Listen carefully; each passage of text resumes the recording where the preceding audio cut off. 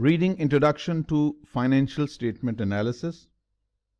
There are about 26 questions related to this reading. Question number 1. An auditor determines that a company's financial statements are prepared in accordance with the applicable accounting standards. Could be US GAAP, or could be IFRS. So the financial statements are prepared in accordance with the accounting standards, GAAP or IFRS, whichever is relevant, except with respect to inventory reporting. Other than inventory reporting, rest of the financial statements are in accordance with the accounting standards, GAAP or IFRS, which means the inventory reporting is not inconsistent with the reporting standards. This is an exception. This exception, as an auditor, this exception is most likely to result in an audit opinion that is, first of all, just a quick overview. There are 4 types of audit reports. Unqualified, 4 types of audit opinion. Unqualified opinion, qualified opinion, adverse opinion, and disclaimer. Disclaimer basically is a situation where the auditor simply refuses to give any opinion because he was restricted to perform his work, or perhaps the data wasn't provided to him, or maybe there could be scope limitation. Let us discuss these briefly. Unqualified opinion means that the financial statements are in accordance with the US GAAP, and this is the cleanest opinion that any set of financial statement can get. Cleanest, unqualified opinion is the most desirable, is the most preferable opinion by the auditor. Second, qualified opinion. Financial statements are not in accordance with the US GAAP or IFRS, whichever is reporting regime you are working in. So not in accordance with the financial reporting standards, but there is no misrepresentation either. Financial statements are not as per the standard, but the misrepresentation is not intended. Rest of it is fine. So in this case, we will give an opinion similar to unqualified, but you will add a paragraph describing the reason for qualification, because there was a disagreement between the management and the auditor regarding the treatment of inventory. So in this case, we will give a qualified opinion, and that makes B to be the correct option, because everything is fine, but with regard to inventory, we haven't followed the client, or the financial statements are not in accordance with the financial reporting standards. So auditor will issue a qualified opinion. What about third? Adverse opinion. Adverse opinion is the worst opinion. Why? Because GAAP hasn't been followed. Financial reporting standards have not been followed in the preparation of financial statements. And misrepresentation is intended. Financial information do not give a true and fair view of the state of affairs of the business. And in the fourth extreme case, basically it's not an opinion, it's a disclaimer of opinion, where the auditor refuses to give any opinion. No opinion is possible. Why? Because records were not available, auditors were restricted to perform their work, and hence no opinion is possible. Auditor is not independent, he was influenced. So our answer to this question is, then, since there is just a little deviation from the accounting standard with respect to inventory reporting, so the auditor will issue a qualified opinion. B it is. Next, which of the following best describes the role of financial statement analysis? A, to provide information about company performance that will narrow down the purpose of financial statement analysis. Financial statement includes your balance sheet, income statement, statement of changes in equity, statement of cash flows, notes to accounts, and other supporting schedules, depreciation schedules. So it will narrow down the purpose of financial statement, and to provide information about the company's performance is too narrow to describe the role of financial statement analysis. B, to provide information about company's changes in financial position. Again, a very narrow view of the role of financial statement. We are looking for the best option. Yes, to provide expectations about company's future performance and financial position. That's the main role of financial statement analysis. Form expectations about the company's future performance so that we can make some economic decision. We can decide whether to invest, whether not to invest, or whether to extend credit to this client or not, or any other relevant economic decision. So C is the best option, and C is the right answer. Next, the role of financial statement analysis, similar to the question we've just done. The role of the financial statement analysis is best described as providing information useful for making investment decisions. Again, this is not the complete comprehensive option. We make financial statement analysis for, of course, yes, making investment decision, but also whether to grant credit to a customer or funding to a prospective client or to make other economic decisions. So this is a narrow option. B, evaluating a company for the purpose of making an economic decision. Well, makes sense. Makes much better sense because this is much broader and quite comprehensive option. So this is the basic role of financial statement analysis.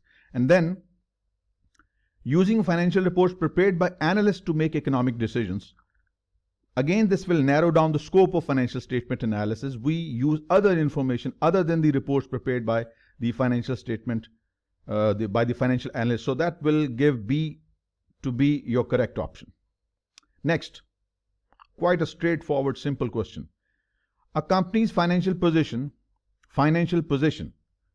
would best be evaluated using what? Balance sheet.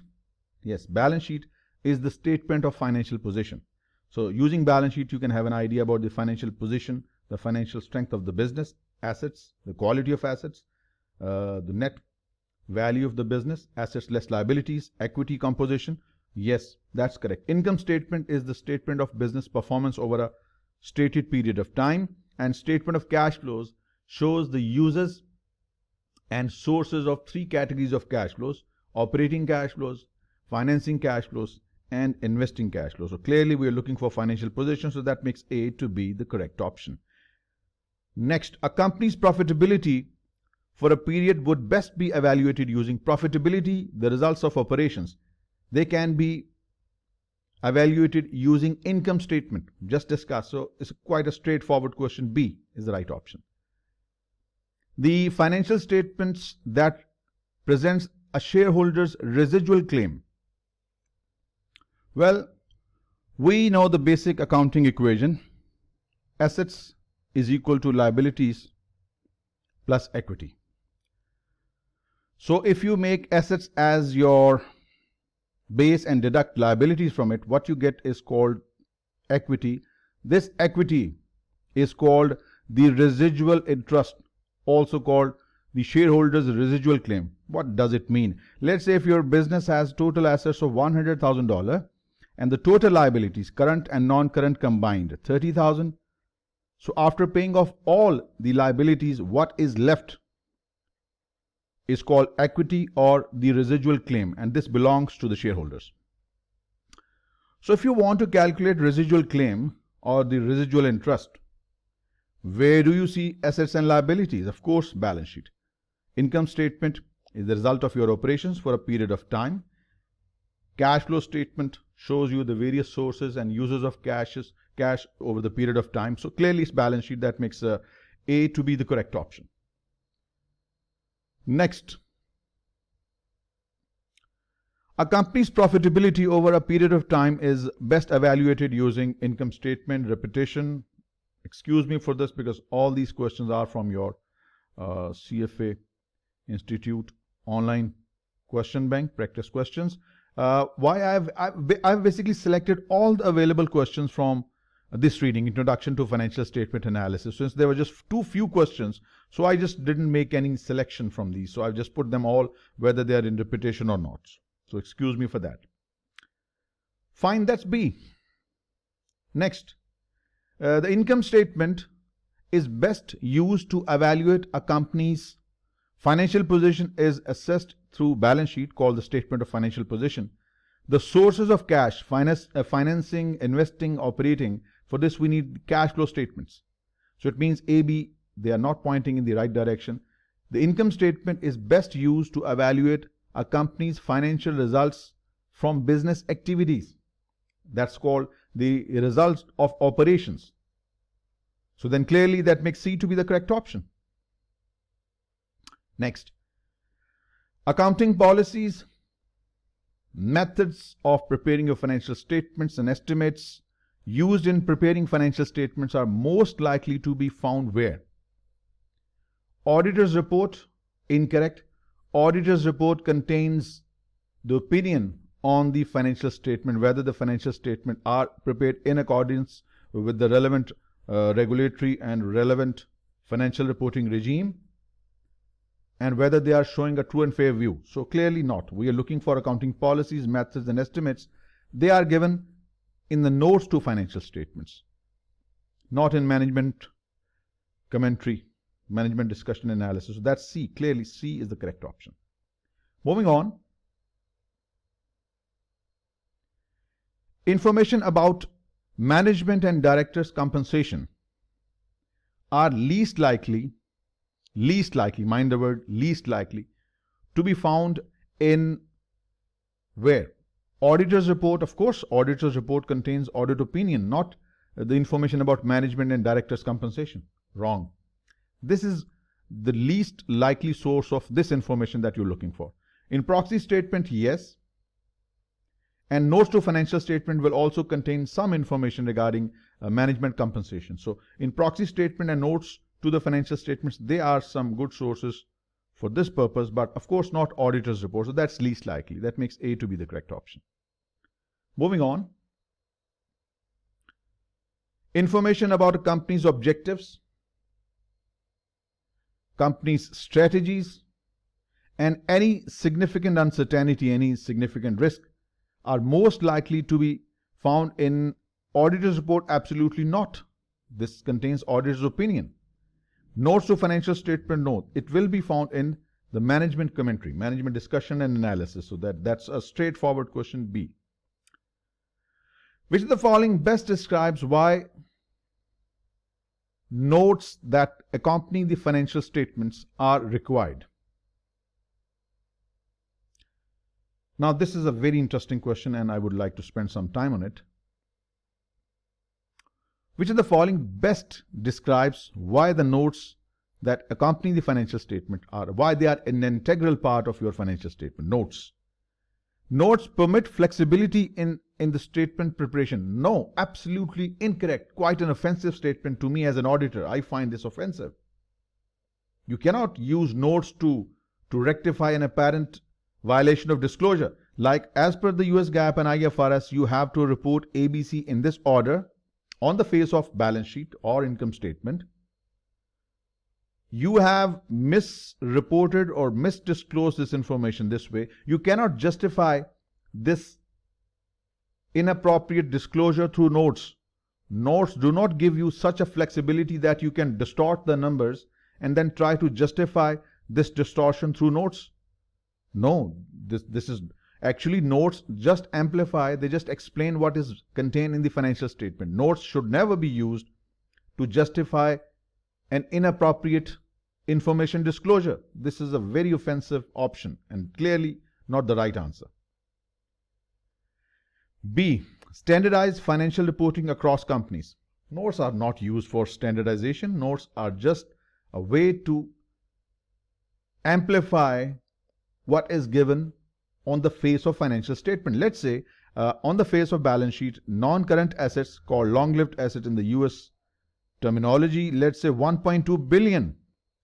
This is the net amount of non-current assets.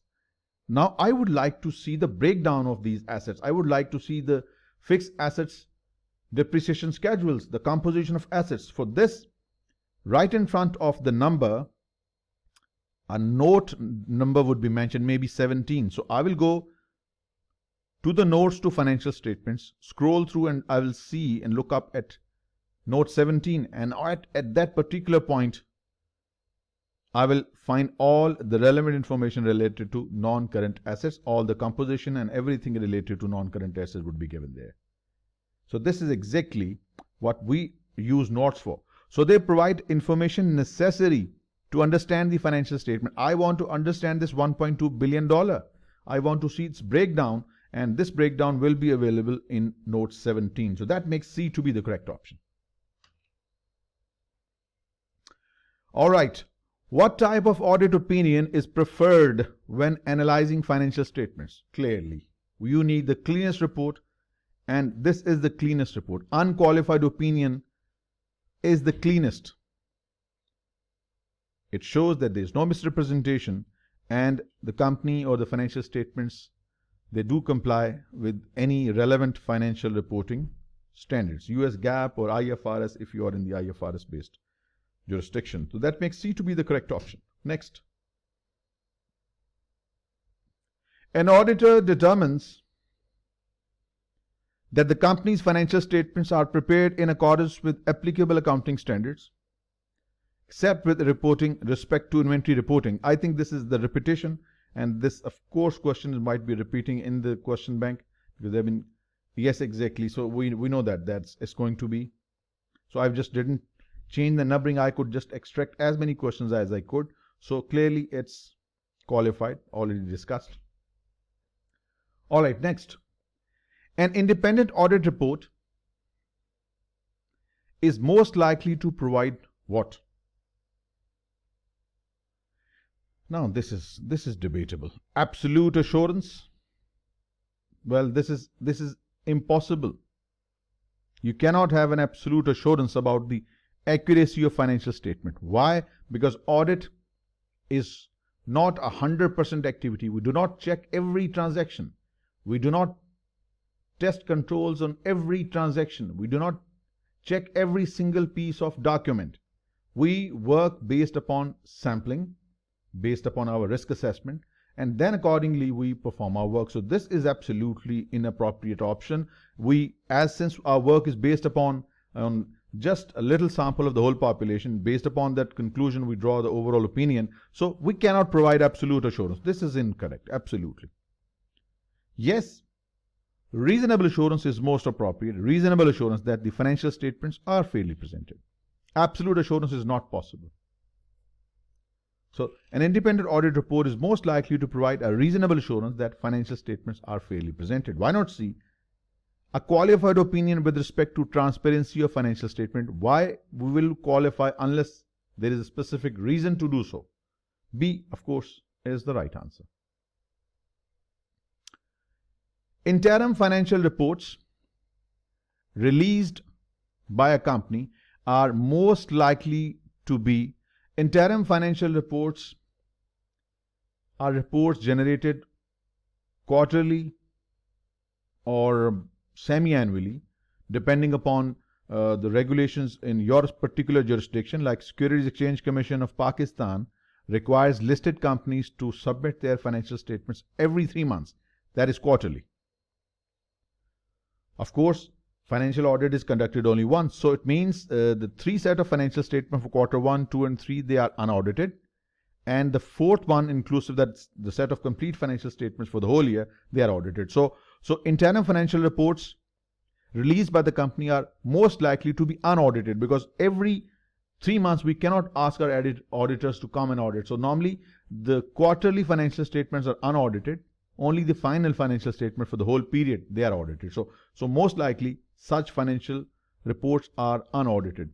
But there's no legal compulsion to get the interim reports audited. Final R, of course. So that makes B to be the correct option. Which of the following sources of information used by analysts is found outside the company's annual report? Auditor's report, it is a part of your set of financial statement. It is included with the financial statements that lends credibility to financial statements. So it's a part of your annual report. Management discussion and analysis, yes, it goes with your financial statements. So it's a part of your annual report. But the peer company analysis, this is done outside your regular set of annual reports. This is clearly, I'm sure you know, you've done the reading. So that's B. B is inappropriate in these all. Correct. Ratios are an input into which step in the financial statement analysis framework? These are the these are the framework's steps. First, you state objectives and context in which you ought to conduct financial statement analysis. The second step is you gather data, you process the data into some meaningful form, and then you work your magic. You apply ratio analysis, you do common size financial statement analysis, you apply formulas, some modeling, and based upon this analysis, you draw a conclusion or a recommendation that is reported to the relevant person who requested such an analysis. Once the report and conclusion is given, it's not a static report that stays the same month after month. Things change, and it may require certain amendments later on called follow-up. So the question says ratios are an important input, into which step in the financial statement analysis? Process data, we are just in the beginning phase. Collect input, that is gather data.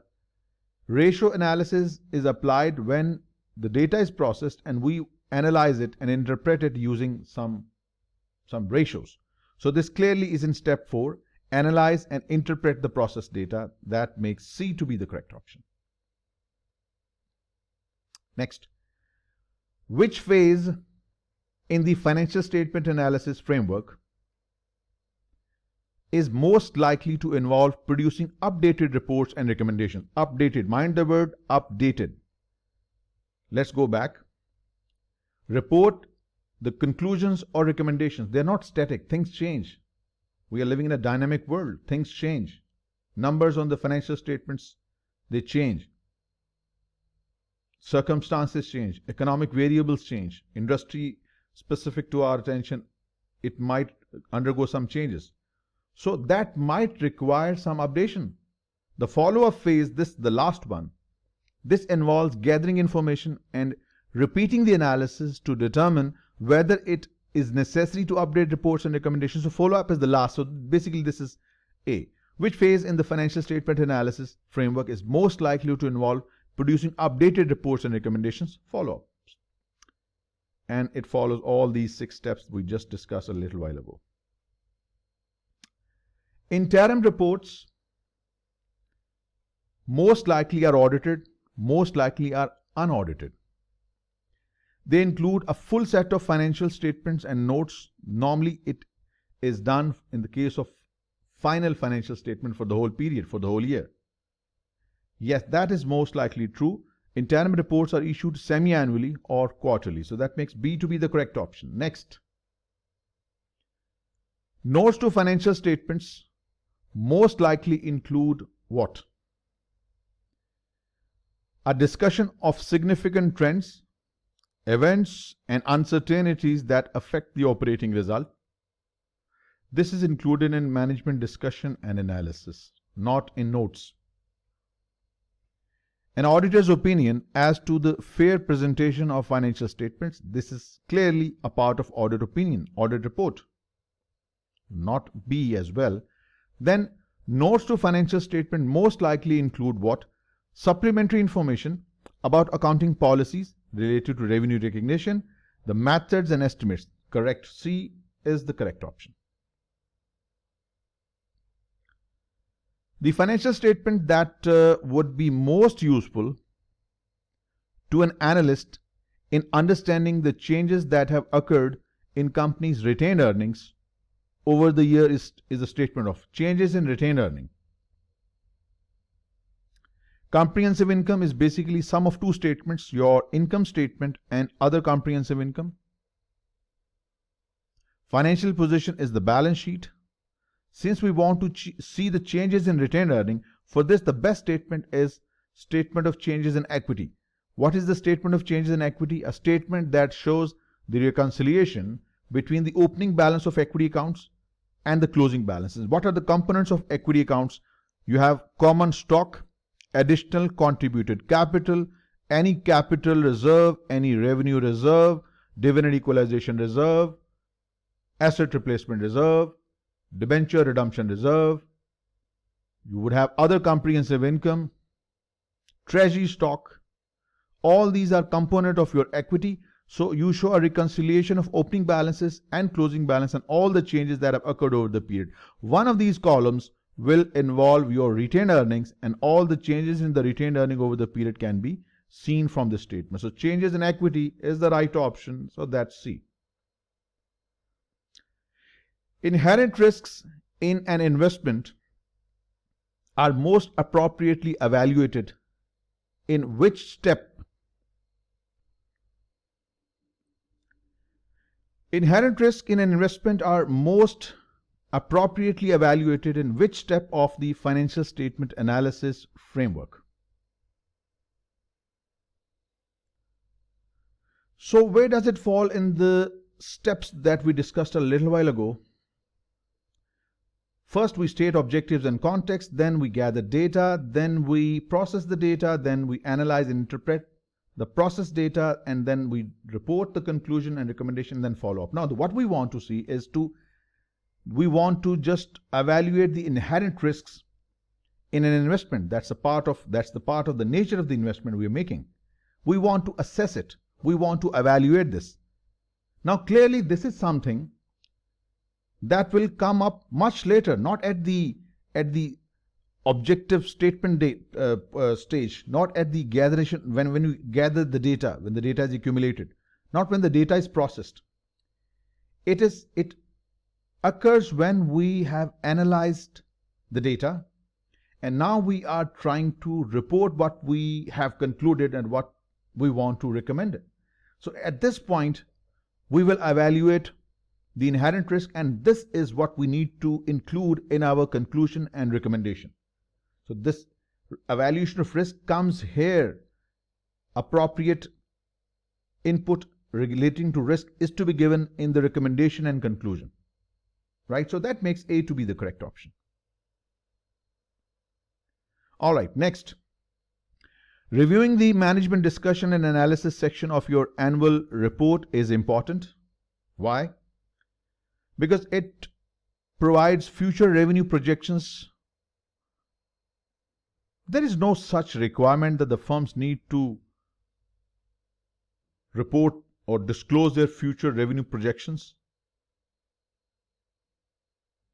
Reviewing the management discussion analysis section of an annual report is important because future revenue projections must be disclosed. There is no such law requiring the management to disclose future projections. It's entirely voluntary. So we can't force management to include their projections in their MDA. So this is, of course, not the correct option. So then I read it again. Reviewing the MDA is important because accounting policies may require subjective judgment by the management. Yes, that's why we just don't need to focus entirely what is on the financial statements and the balance sheet, because your financial statements are heavily influenced by your accounting standards. We are bound by accounting standard to disclose information in a particular way. So in order to remove the element of subjectivity, we need to go for the management judgment, management's discussion and analysis in their MDA section. Right? And management commentary is typically unaudited. That is not true, because auditor needs to make sure whatever is being included in the financial statement has to be make sure that the users are not misguided, they are not deceived by the information. So that's the reason that B is the reason why do we need to review the MDA, and hence it's the right answer. All right, next question. An analyst examination of the performance of a company is least likely to include an assessment of companies. Least likely. In order to assess company's performance, income statement is the most important source. Profitability and the business cash generating ability. So these are essential to assess or examine the performance of a company. Profitability and cash generating capacity. Since we are looking for least likely option, assets relative to liabilities, assets minus liabilities, it's a measure of residual interest or residual claim. After all the liabilities have been paid out of the assets, what remains belongs to the shareholders. So this is least likely. Assets versus liability gives you an assessment of overall residual claim of the business on the business of shareholders. So in order to assess company's performance, profitability and cash generating capacity. These are important measures. So least likely is A, and hence it's the right answer. All right. Question 26. During the process data phase of financial statement analysis, an analyst will most likely develop, mind the word, process data. So we are talking about this stage. During the process data phase of financial statement analysis, an analyst will most likely develop a statement of purpose. No, this is done at the first stage. It says statement of cash flows. This is again incorrect. Statement of cash flows, basically it's a source of information rather than any stage or any action by the analyst. Yes, common size balance sheet, common size income statement. This is a part of our data processing. Yes, that makes correct option. Common size balance sheet is what we use during the processing data phase of the financial statement analysis. So without doubt, this should be your right option, and B it is.